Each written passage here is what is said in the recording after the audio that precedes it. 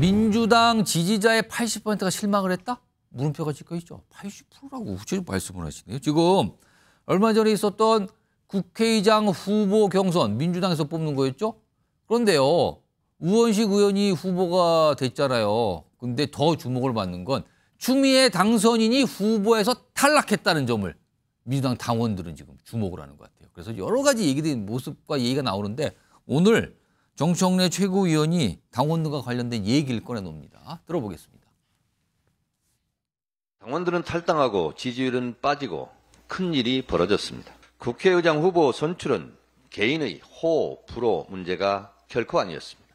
당원과 지지자들은 윤석열 정권과 맞짱 트는 통쾌감을 추미애를 통해 보고 싶었던 겁니다.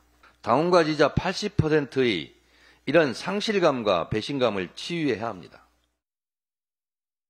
혼을 내주기 위해서 탈당해야지라고 생각하는 분이 계시면 말씀드렸던 것처럼 당비를 끊으세요. 탈당하면 다시 들어오기 너무 힘들어요. 그리고 오히려 저는 이럴 때일수록 내가 더 책임지겠다 이렇게 해주시면 좋을 것 같습니다. 그러니까 민주당 지도부 차원에서 지금 국회의장 후보 경선 그 결과 이후에 당원들이 굉장히 화를 내고 있는 상황이잖아요. 많은 당원들이. 그거에 대해서 약간 달래고 읍소를 한 듯하고 큰일 났다. 이렇게까지 얘기하는데요. 화면 좀 보겠습니다. 그 이후에 지금 벌어진 상황들이에요. 최근에 그 경선 이후에. 우원식 승리에 강성 지지층이 분노하고 있는 건가. 이런 표현들 많이 나오는데 일단 이런 거예요. 민심과 당신 배신한 당신이 바로 수박이다. 그리고요, 탈당하겠다는 얘기 있었죠. 다음 내용 몇 가지 좀 더 볼까요? 준비된 내용들. 정당 지지율도요, 최근에 조사 나왔는데 민주당이 좀 빠졌어요. 하락하고 있어요. 이런 내용들입니다. 일단 김지호 부대변인. 그러니까 추미애 당선인이 국회의장 후보에서 경선에 졌단 말이에요. 탈락을 한 건데 그 이후에 지금 민주당 당원들 탈당 행렬이 이어지고 있다. 이거 어떻게 된 겁니까? 분위기가 어떻습니까, 지금? 일단은 지금 이제 주말 동안에 이재명 대표가 광주, 대전에서 당원 소통 컨퍼런스를 진행하면서 조금 당원들 마음을 다독이고 있는 상황이고요. 또 주말에 김건희 여사가 적극적으로 활동하고 윤석열 대통령이 해병대 최상병 특검을 거부할 것으로 화요일 날 시사하면서 뭔가 좀 당원들이 다시 지금 재정비를 하고 있다. 마음을 좀 다잡고 있다. 이렇게 보시면 되고요. 지금 숫자 나오기는 15,000명 정도가 벌써 탈당 신청하고 나가려고 한다. 이런 얘기 나오는데 맞습니까? 그거는 설이고 좀 많이 수천 명이라고 제가 들었고요. 수천 명 정도입니까? 진정이 됐고 또 이 부분도 일정 기간 유예를 둬서 본인이 돌아오고 싶으면 돌아올 수 있게 아마 최고에서 결정을 한 걸로 제가 알고 있습니다.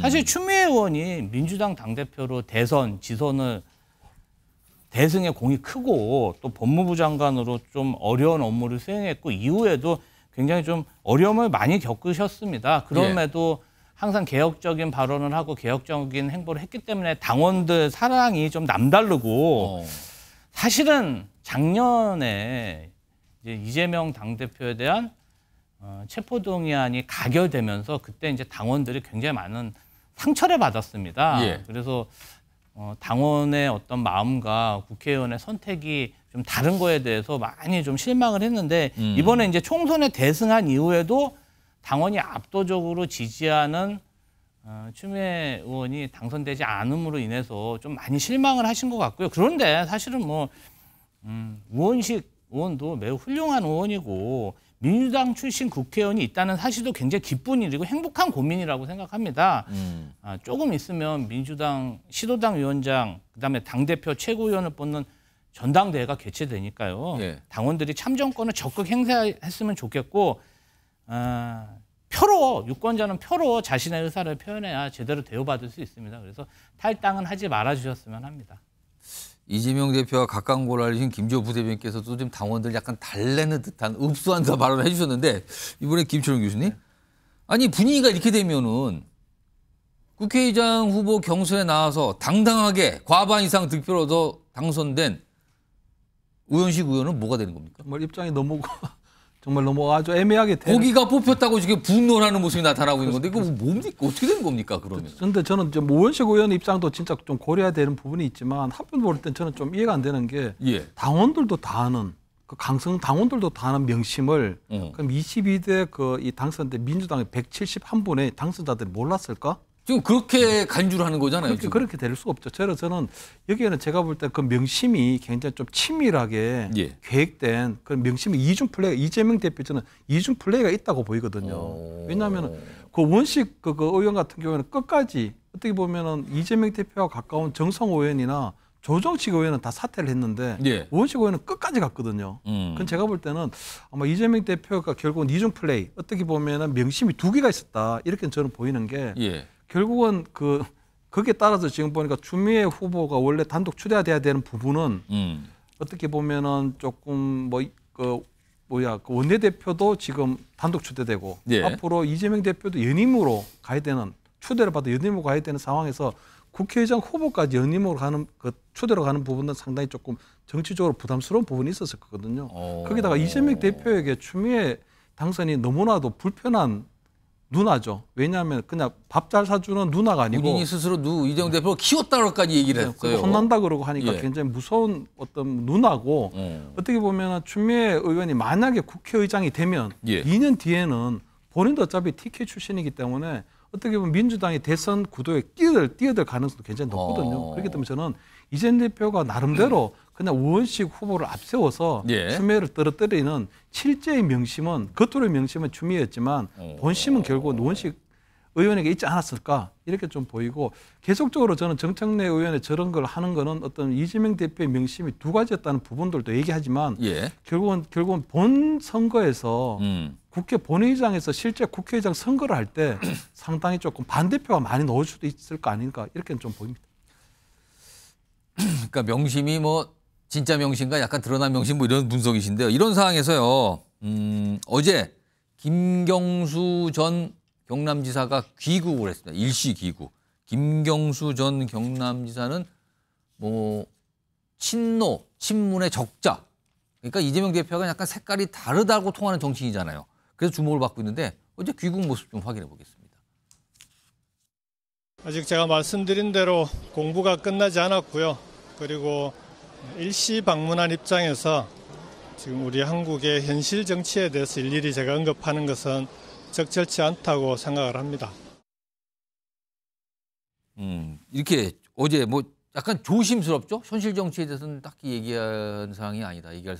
조심스럽게 반응 보였는데 그런데요. 당내 이른바 친문계, 지금 뭐 친문계라는 용어를 쓰는 게 맞는지 어떤지 모르겠지만 뭐 좀 순화하면 옛 친문계 이렇게 통하시는 분들은 뭔가 복권을 얘기합니다. 복권. 지금 김경수 전 지사는 사면은 됐지만 복권, 권한을 아직 확보하지 못했어요. 그러니까 출마가 안 돼요. 2027년 말까지는요.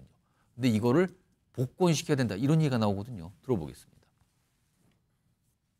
저는 이제 많이 시간이 지났고 했기 때문에 복권도 적극적으로 좀 검토해야 되지 않나 그렇게 생각을 합니다. 아마 제가 아는 김경수 지사는 복권이 됐다고 바로 정치에 현장에 뛰어들고 구심점 역할을 바로 할지 아니면 시간을 좀 더 두고 볼지는 좀 지켜봐야 될 것 같습니다. 아무래도 이제 복권은 대통령의 이제 고유 권한이기 때문에 네. 제가 윤석열 대통령의 결정이 어떻게 될 것인지 워낙 예측하기 어려우신 분이어서 네. 그걸 예측하기 이제 어려울 것 같고요. 예. 그런데 제 개인적으로는 김경수 지사는 워낙에 뛰어난 정치인이기 때문에 네. 복권돼서 좋은 정치를 했으면 좋겠습니다. 정기환 교수님, 가정을 해봐야겠는데요. 김경수 전 지사가 현 정부 내 윤석열 정부 내 복권이 됐을 경우 그렇다면 민주당 내 가장 강력한 또 내부 어떤 경쟁자가 생기는 상황입니까? 이거 어떻게 판단하십니까? 글쎄요, 뭐 조심스럽습니다만 우선 복권 가능성을 점치기 좀 어렵다. 자, 물론 윤석열 대통령이 총선 참패 이후에 정치하는 대통령이 되겠다고 그랬어요. 그래서 아마 협치 행보의 일환으로 김경수 지사의 뭐 복권을 하나의 카드로 만지작거릴 수 있을 것 같아요. 그러나 그렇다고 해서 김경수 지사가 복권이 된다고 그래서 이른바 지금 이재명의 민주당이 완성됐다고 평가받는 지금의 민주당 체제에서 김경수 지사를 중심으로 과거 친문 그룹이나 이재명 그룹이 결집할 수 있을까? 저는 대단히 회의적입니다. 지금 수석 최고위원이자 당을 가장 걱정하는 정청래 최고위원 행보를 보십시오. 좀 전에도 뭐 큰일 났다. 뭐 지지율이 그렇습니다. 떨어지고 있다. 네, 큰일 뭐 났다 그랬어요. 이런 얘기를 하고 있는데 좋게 봐주면 수석 최고위원의 책임감이겠습니다만 지금의 당내 사태를 또 이재명 대표 중심으로 강성 팬덤에 대한 우려에도 불구하고 당원 중심의 정당을 가속화시키기 위한 하나의 계기로 만들고 있는 정청래 최고위원의 모습을 보면서 실제 비문그룹을 중심으로 한 김경수 지사를 구심점으로 한 대권 행보는 현재로서 기대하기는 어려워 보입니다. 요거 마지막 요 주제 마지막으로 김주호 부대변인. 친명계 입장에서는 김경수 전 지사의 복권을 바라십니까? 아니면 뭐 굳이 그렇게까지 이런 생각이십니까? 저희는 사실 지방선거 대선에서 패배할 경우 당 존립 자체가 정말 위협받습니다. 그렇기 때문에 김경수 전 지사가 복귀돼서 PK에서 어떤 구심점 되는 영역을 확대한다면 이건 민주당으로서 영역을 확대하기 때문에 매우 역할을 좋은. 해주길 바란다. 그리고 이재명 대표는 예. 그때 비선 논란이 있을 때도 분명히 말씀하셨습니다. 경쟁은 많으면 많을수록 좋다. 저희는 시너지 효과를 낼 수 있고 예. 민주당 승리를 위해서 복권이 된다면 좀 긍정적인 요인이 훨씬 더 많다고 생각합니다. 아, 알겠습니다. 정말이십니까? 정말입니다. 알겠습니다. 정말이라고 하니까 뭐 그렇게 받아들이겠습니다.